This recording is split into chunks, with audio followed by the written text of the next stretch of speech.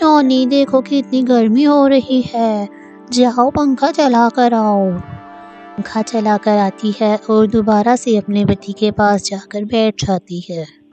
ना जाने टुन्नू जी बारिश कब होगी, ना जाने टुन्नू जी हमारे इलाके में भगवान की कृपा कब होगी। बहुत देर से बारिश का इंतजार है। चलिए टुन्ना जी अब आप दाना खा लीजिए और बाहर चले जाइए शाम का दाना लेने के लिए। टुन्नू बेचारा दाना खाता है और शाम के लिए दाना लेने के लिए चुपचाप घर से निकल जाता है। वहीं दूसरे पेड़ पर कालू और गौरी का घर था। कालू और गौरी लेटे हुए थे, तभी कालू कहता है, गौरी गौरी दिन भर महारानी की तरह पड़ी रहती हो, चलो जाके कुछ दाना ला दो वरना शाम को मैं दाना लेने नहीं जाऊंगा। कालू तू दाना लेने जाता ही कब है, वैसे भी तू इतना मनहूस है कि तुझे दाना मिलता ही कब है। अब मेरी शक्ल क्या देख रहा है, जा जा के खा ले कुछ जो भी पड़ा हुआ है। दाना तो तुझसे लाया नहीं जाता और हुक्म ऐसे चलाता है जैसे कहीं का महाराजा हो। किस्मत फूट गई है मेरी जब से तेरी दुल्हन बनकर आई हूँ। चाप जाकर बच्चा कुछ खाना खा लेता है। अब कुछ खा लिया है तो जा शाम के लिए कुछ ले आ, वरना भूखा ही सोना पड़ेगा। ओहो जा ही रहा हूँ, जब देखो मुझे ताने देती रहती है। ऐसा कहकर कालू कौवा दाना लेने चला जाता है। दाना पड़ा हुआ था, तभी गौरी की सास कहती है, गुड़िया बेटी थोड़ा सा दाना दे दो मुझे बहुत भूख लगी हुई है। ओ चल निकल यहाँ से, आई बड़ी दाना मांगने वाली, अगर मैं ये दाना तुझे दे दूंगी तो खुद क्या खाऊंगी। थोड़े से पर हिला ले और जाके बाहर से दाना ले आ, मैं तुझे अपने दाने में से एक दिन का भी नहीं दूंगी। रोजी अपनी सास के साथ ऐसा ही सलूक करती।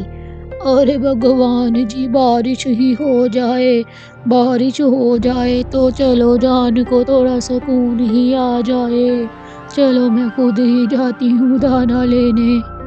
ऐसा कहकर गौरी की सास दाना लेने चली जाती है। चूंकि गौरी की सास ने कुछ नहीं खाया था इसलिए वो रास्ते में ही बेहोश हो जाती है। ये क्या लगता है गौरी की सास है, धूप इतनी तेज है गर्मी की वजह से चक्कर आ गया होगा, मुझे इनकी मदद करनी चाहिए। टोनी चिड़िया फौरन से बूढ़ी माँ के पास चली जाती है। बूढ़ी माँ आप ठीक तो हैं? हाँ बेटी मैं ठीक हूँ, बस सुबह से कुछ नहीं खाया जिससे कमजोरी हो रही थी तो चक्कर आकर गिर गई। चले माँ जी आप मेरे साथ आए, मैं आपको दाना खिलाती हूँ। टोनी चिड़िया उसे अपने साथ ले जाती है और दाना खाने के लिए देती है। तू बहुत अच्छी है, अल्लाह तेरे नसीब अच्छे करे, काश मेरी बहू भी तेरी तरह होती, वो कल मोही काली कलौटी मुझे मिल गई, मुझ पे बहुत जुल्म करती है, मुझे खाने को कुछ नहीं देती। खिड़की में खड़ी ये सब बातें सुन रही होती है तो वो घर वापस चली जाती है। थोड़ी देर बाद गौरी की सास भी घर वापस चली जाती है। ऐसे ही गौरी की सास घर पहुंचती है, गौरी उस पर बरस पड़ती है। ए बुढ़िया तू यहाँ क्या कर रही है, चल यहाँ से निकल इस घर से, पड़ोसियों के साथ मेरी बुराइयां करती है। ये इतना मारती है कि उसका बुरा हाल कर देती है और उसको अपने घर से ही निकाल देती है।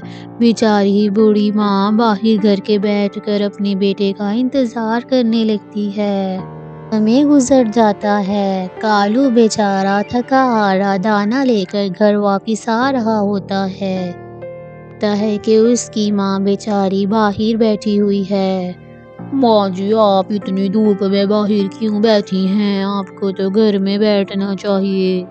मुझे कुछ पैसे दे दे, मैं वापस गाँव चले जाऊँ जहाँ से मैं आई थी। तेरी बीवी तो मुझे बहुत मारती है, मुझे खाने को कुछ नहीं देती और अब मार मार के मुझे घर से निकाल दिया है। گوری نے تجھے مارا؟ چل آ اب بھی پوچھتا ہوں میں اس سے۔ ایسا کہہ کر کالو اپنی ماں کو لے کر گوری کے پاس چلا جاتا ہے۔ گوری کی بچی کہاں ہے باہر نکل، کہاں ہے چھپی ہوئی؟ ارے کون سی آفت آ گئی، میں بہری ہوں کیا جو سن نہیں سکتی؟ تو نے میری ماں کو مارا ہے، تیری ہمت کیسے ہوئی؟ ساتھ میری برائیاں کرتی ہے، مجھے بہت غصہ آ گیا۔ اس کے ساتھ اگر تو نے بھی جانا ہے تو جا، میں تجھ سے پیار کرتی ہوں اس لیے کہہ رہی ہوں اپنی ماں کو اولڈ ایج ہوم چھوڑا، نہیں تو بھی ساتھ چلا جا، چل جا۔ گوری کی زبان تو بہت لمبی ہو گئی ہے ماں، بیٹا تم میری وجہ سے نہ لڑو، میں یہاں سے چلی جاتی ہوں۔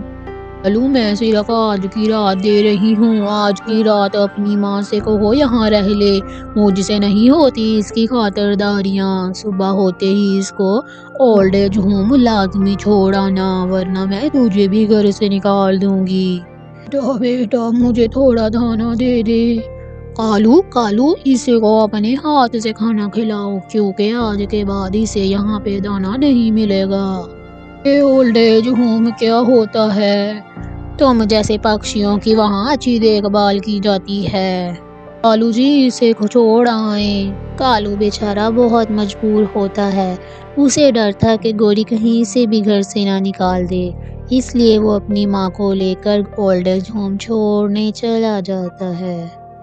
ماں گوری تو بہت ظلم کرتی ہے آپ پر، نہ آپ کو وقت سے کھانا دیتی ہے، آپ یہاں سکون سے رہیں، میں ہوں نا، میں ہر ہفتے آپ کے پاس آ جایا کروں گا، کے لیے میٹھے میٹھے پھل لایا کروں گا، آپ یہاں آرام سے رہیں، اب میں چلتا ہوں ورنہ وہ چڑیل گوری مجھے تو کھا جائے گی۔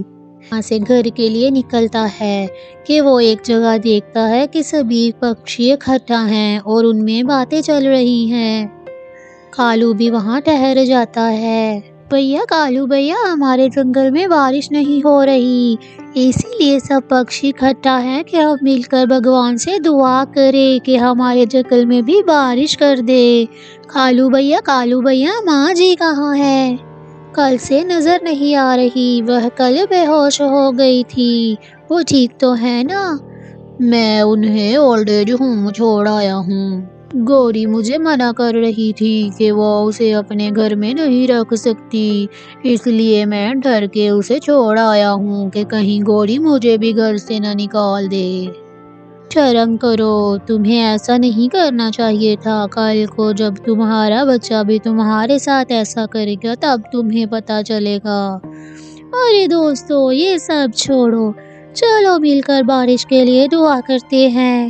مل کر دعا کرتے ہیں بارش کے لیے، مگر بہت دن گزر جاتے ہیں پر بارش کا تو اتا پتہ ہی نہیں تھا۔ مل کر ڈیسائیڈ کرتے ہیں کہ وہ بادلوں کے پاس جائیں گے اور ان سے بارش برسانے کے لیے کہیں گے۔ اس طرح کالو، گوری، ٹونی اور طوطا مل کر بادلوں کے پاس جاتے ہیں۔ بادل جی جنگل کے سبھی پکشی بہت پریشان ہیں، پلیز ہمارے جنگل میں بارش کر دے۔ میں نے کہا نہیں، میں کسی کے جنگل میں بارش نہیں کروں گا۔ بادل بہت غصے میں آ جاتا ہے اور گرجنا شروع کر دیتا ہے۔ سبھی پکشی ڈر کر واپس اپنے جنگل کی اور چلے جاتے ہیں۔ اچانک ہوتا ہے تو کیا، سبھی پکشی کڑی دھوپ میں پریشان کھڑے ہوتے ہیں کہ اچانک بارش آ جاتی ہے اور اتنی برستی ہے کہ بارش رکنے کا نام ہی نہیں لے رہی تھی۔ ارے مجھے تو ٹھنڈ لگ رہی ہے اور بارش رکنے کا نام نہیں لے رہی۔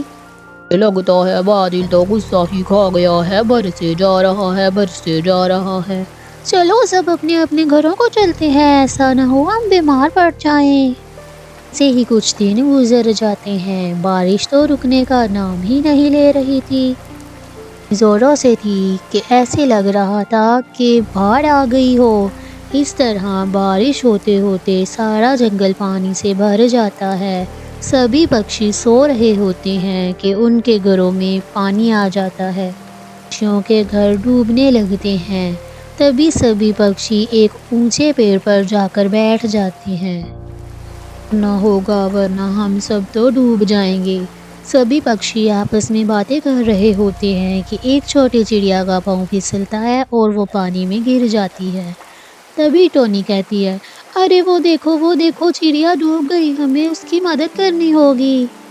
अरे टोनी, तुझे तो क्या हो गया है? इतनी तेज बारिश और तूफान में हम उसकी मदद करेंगे तो खुद भी मर जाएंगे। तेरा दिमाग खराब है। नहीं सुनना। टोनी और तोता जाते हैं और छोटी चिड़िया को बचाकर ले आती हैं। कालू रोने लगता है। टोनी उससे पूछती है, कालू भैया आपको क्या हुआ? टोनी, मुझे मेरी माँ की याद आ रही है। लेकिन आपकी माँ तो ओल्ड एज होम में है ना? हाँ, लेकिन मुझे उसे वहाँ नहीं छोड़ना चाहिए था। अचानक देखते हैं कि कालू की माँ उड़ती हुई उन्हीं के पास आ रही होती है। कालू भैया देखे आपकी माँ। पास पहुँचती है तो कहती है, बच्चों चलो यहाँ से, दूसरे जंगल में बारिश नहीं हो रही। आप लोग वहाँ पर महफूज रहोगे। ओल्ड एज होम के लोग आप सभी पक्षियों की मदद कर रहे हैं। मैंने सोचा आप लोगों को बुला लाऊं। ओल्ड एज होम पहुंचकर गौरी की सास कहती है, ये मेरी बहू और ये मेरा बेटा है। कैसी बहू है और कैसा बेटा है जिसने अपनी माँ को ओल्ड एज होम में छोड़ आया? सभी पक्षी उनके बारे में बातें करने लगते हैं। तभी गौरी को अपनी गलती का एहसास होता है और वो अपनी सास से माफ़ी मांगती है। माँ जी मुझे माफ़ कर दे। अब मैं कभी आपको खुद से दूर नहीं करूँगी और आपसे कभी भी बदतमीज़ी से बात नहीं करूँगी। आपने हम सभी पक्षियों की जान भी बचाई है। मुझे अपनी गलती का एहसास हो गया। मुझे माफ़ कर दें। और ज़ोरों से रोने लगती है। नहीं बेटी, तू मेरी बेटी जैसी है, मैंने तुझे माफ़ किया। अब तू चिंता ना कर और आराम से दाना खा ले। दोनों आपस में गले मिलती हैं और सब हंसी खुशी रहने लगते हैं।